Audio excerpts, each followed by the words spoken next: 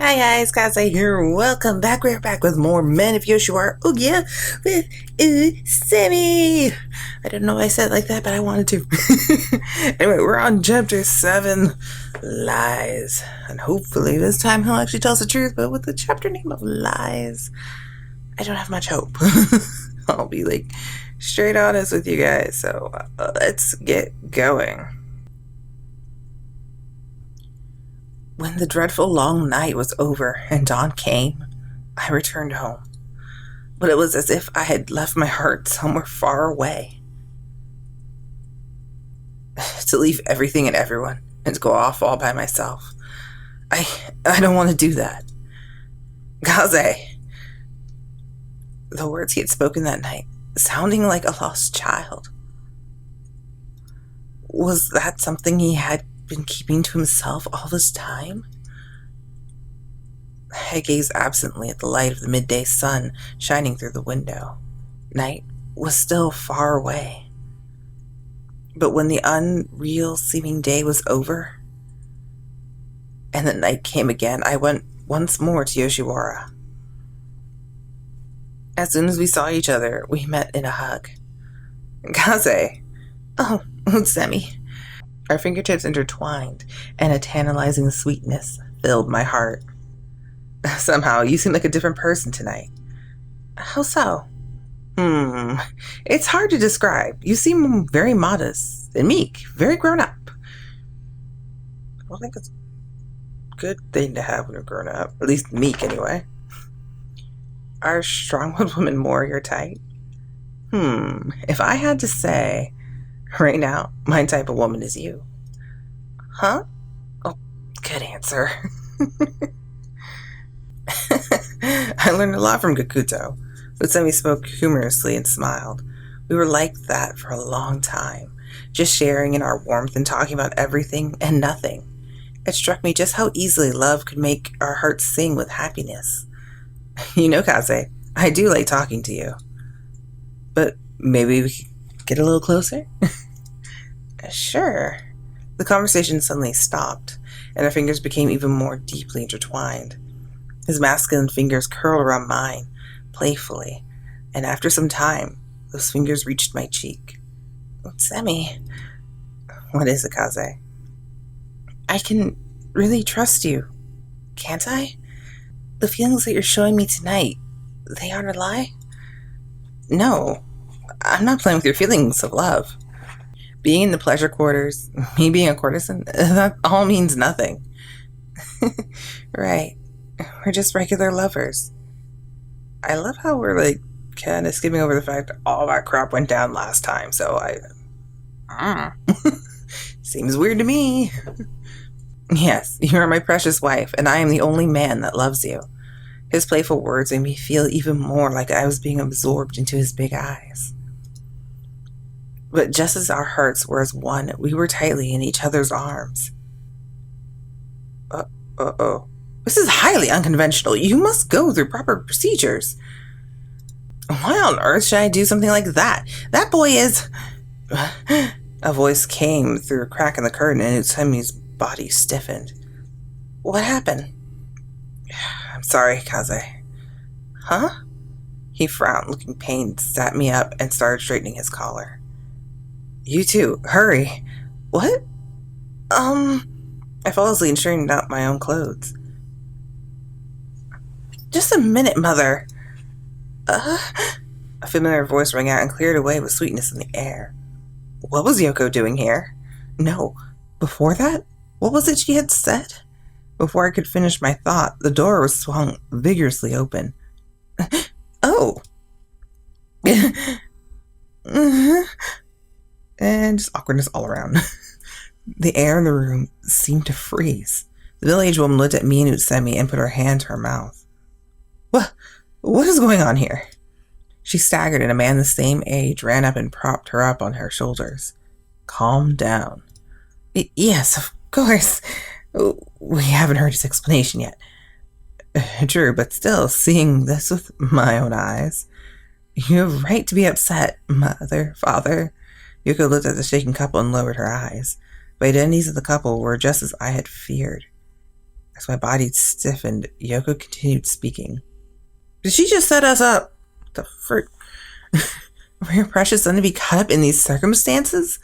But I'm sure he's just doing what he has to do to survive. Usami's expression instantly sharpened.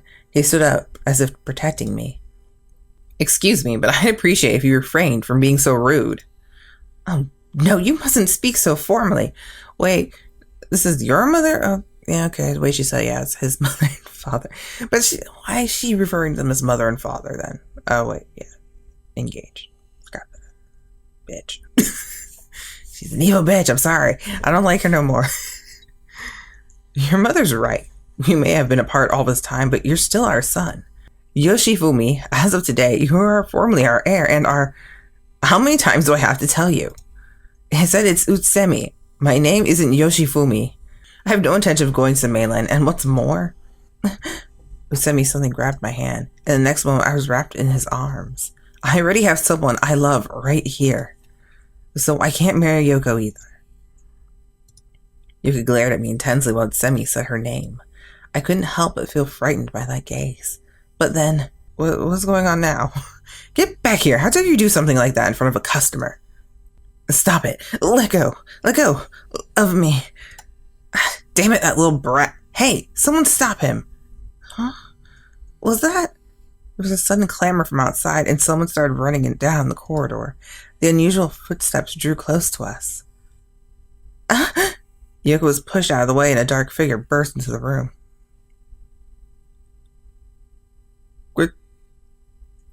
What's going on? A new van outfit. I remember that. That's your... Oh, dear God, what's going on?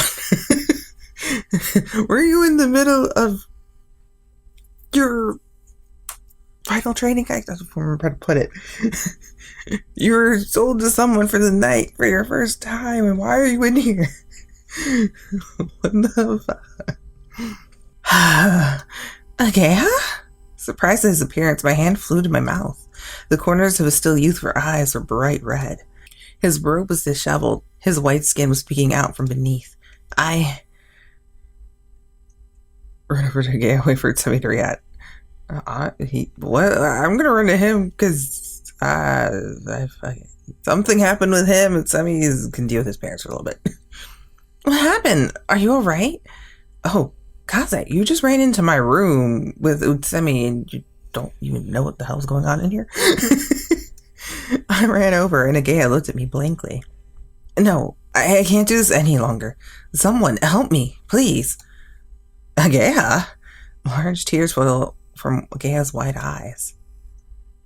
He clung to Utsemi's sleeve and began to sob uncontrollably. What in the world was that customer like? Well, what? The hour had grown late before the uproar finally calmed. The door stood quietly open and Semi came back into the room. How's Ohgiya? He's finally calmed down. But I still can't believe this happened, of all things. Usemi sat down, looking bitter. Are Yoko and the other customers alright? Somehow or other, Gakuto has fixed things for now. Yoko and the owners of Utsusemi, are going to return another day. I see. Has this sudden crisis been fixed with lies yet again? But Ohgiya has some explaining to do. What in the world happened with him?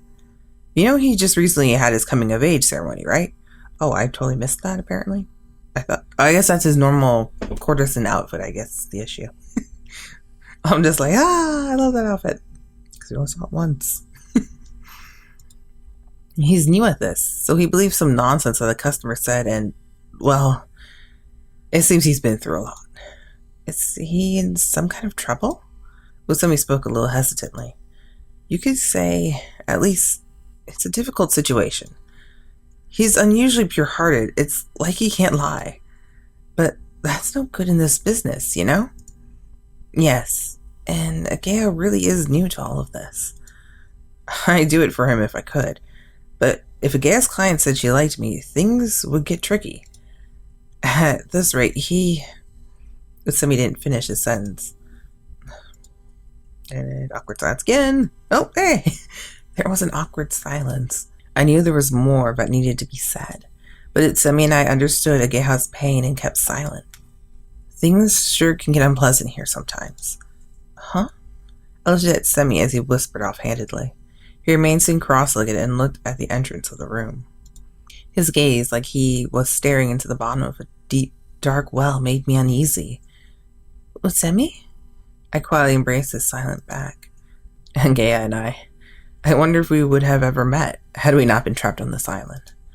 He put his hand on top of mine where it lay on his chest as he murmured, sounding lost. We must sell our bodies. That's the unfortunate lot of the men living here. Utsusemi. What is it? You look like something is bothering you. He looked back, an easy smile on his face, and stroked my hair.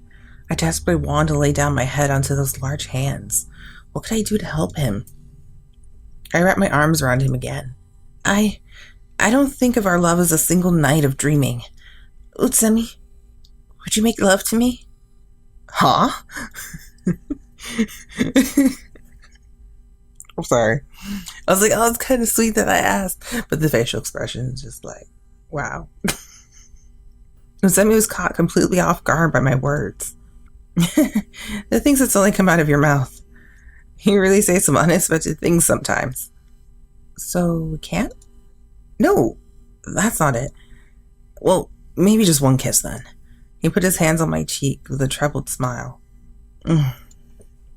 And our lips pressed together, our fingers touched, and our bodies fell to the ground. Whatever might happen, it felt so nice to have our hearts and skin meeting together. We kissed several times, the lightest of kisses. When our lips finally parted, Utsusemi's eyes crinkled in a smile. This is the problem. At this rate, we'll never be able to stop. That's fine with me. That's an interesting way to seduce a guy. If we were to make love now, it'd be painful for me, with everything going on. Okay, just a little more then. Okay, just a little bit more then. We kissed again, and he playfully bit my lower lip. Our kisses became deeper, and our tongues soon intertwined, even if it was only a temporary distraction. At least for now, I want him to forget everything and just feel my love. Several nights later, I rushed to Yoshiwara before the sun had even set. But for some reason, upon arriving today, I was oddly told to head straight to Ohgiya. When I arrived at the shop, Utsusemi urged me inside. For the Corsons to take the time to go out and greet customers themselves too, I had a bad feeling about this. Just then, I heard voices coming from a small room. We really can't use him anymore? It might be difficult. To think, all this after we've tenderly raised him by our own hands. Utsusemi's face hardened as the conversation we overheard. I pulled Utsusemi's sleeve a little scared. Utsusemi? Oh, sorry. Hurry, let's go a bit further in. He nodded reassuringly and started walking again.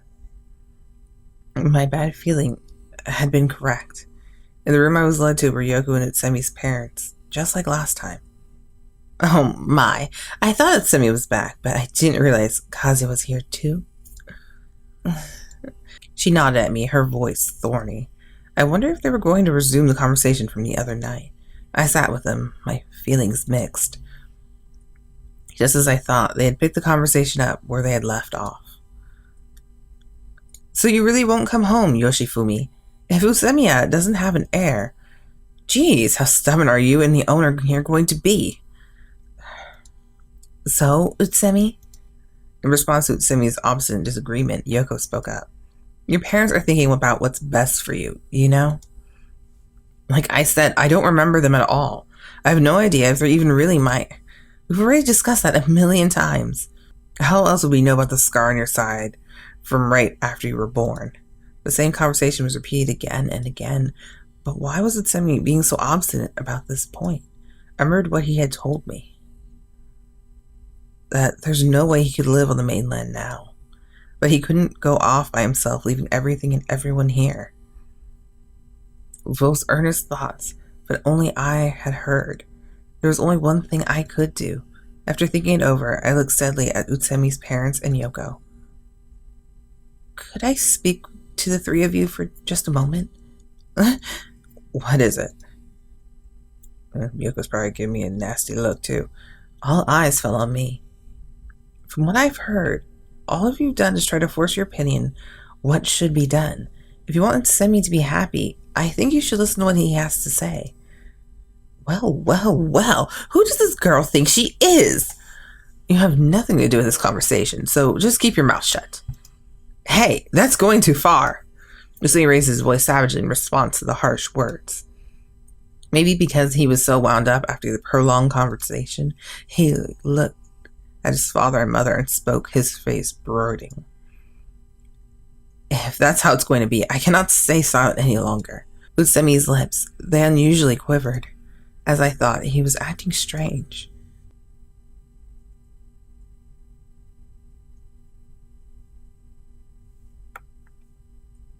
What? The boy who was taken to this shop wasn't me. It was a geha. What? I couldn't believe what I was hearing. Everyone in the room was at a loss for words. What? Utsusemi, but what about the name tag? That's right. This is absolutely... No matter what you say, the truth will not change. I never had the Utsusemi dagger needed to be the heir in the first place. Besides, all you've been talking about is to inherit this, inherit that. Does it even matter if it's me who's the heir at all? But that was never our intention. I've had enough. Please leave. You can see yourselves out. Utsusemi quietly lowered his head. No one could find anything to say. After some time, again today, Utsemi's parents reluctantly got up to leave. But Utsemi kept his eyes on his parents as they left the shop. His eyes revealed emotion he had a hard time putting into words. After Utsemi's parents and Yoko had left, why did you say such a crazy thing about Geha? If I hadn't said it, they wouldn't have agreed to leave me alone. But you were lying, weren't you? Once we got to the bedroom, our conversation naturally turned to what had just occurred. Maybe. I really don't remember them.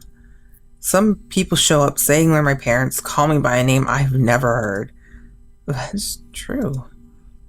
And I can make a living here in Yoshiwara, but as for a geha, you saw him, didn't you? How he looked that night? Well, he certainly did look like he was suffering. He probably can't survive in the red light district. The owner doesn't even know what to do with him yet. I don't know what will happen. If anything were to happen to him... Utsusemi stopped talking and turned his back to me. The image of a geha sobbing was still burned into my memory. I don't know what had happened to that young boy with a smile like a flower. But he must have been through something very awful. Do you really not want to leave this place and go to the mainland? Why? Why would you throw a shot at happiness away so easily for the sake of others? Please, tell me. I put my arms around his silent back. Even I. When my fingertips touched his back, I realized something. Utsusemi, was he crying? Even I wouldn't mind leaving this island. If I could, I'd like to hold you in my arms, not as a human goods, but as a regular man. And the best way to do that would probably be to accept their help. But like I said before, could I really hold a respectable job off the island? I can't see myself as an accountant or a manager. All I can do is sing and dance. And for me alone to find freedom? I couldn't see the expression on his face, but I saw something run down his cheek. Seeing the slightest tremble of his back, I clung to his clothes. Oh, Semi. I didn't know what to do. My chest hurt. It felt like it was about to split wide open. I feel so sorry for him. In response to a strained voice, I couldn't help but caress his name. Hold him. Semi. I kept holding him like that, my emotions not letting me let go. If I had one wish, I would get this man off this island. I wanted to make him happy. This man who would cry and sacrifice himself for another. His back suddenly stopped shaking. He turned his head and looked straight at me with red eyes. Kaze, I know this is a terrible thing to ask of you, but please, try and get a geha off of this island. Strong arms held me. He whispered into my ear, please, don't ever tell them that I'm their real son. There was a fierce determination in his voice. Oh, so you're gonna sacrifice yourself so Ohgiya can find happiness elsewhere and marry Yoko. Can Ohgiya even handle Yoko? I'm more worried about that, I think. I mean, ooh, that was a rough one. Let me know what you guys think about this chapter in the comments below. Down below. And I'll see you guys in chapter 8. Don't forget to check out the social links down below. If you want to follow me on Twitter or Facebook, you can also join the Discord channel and chat like off cam with me and a few other creators I know and hang out. Alright, bye guys, Kaze out.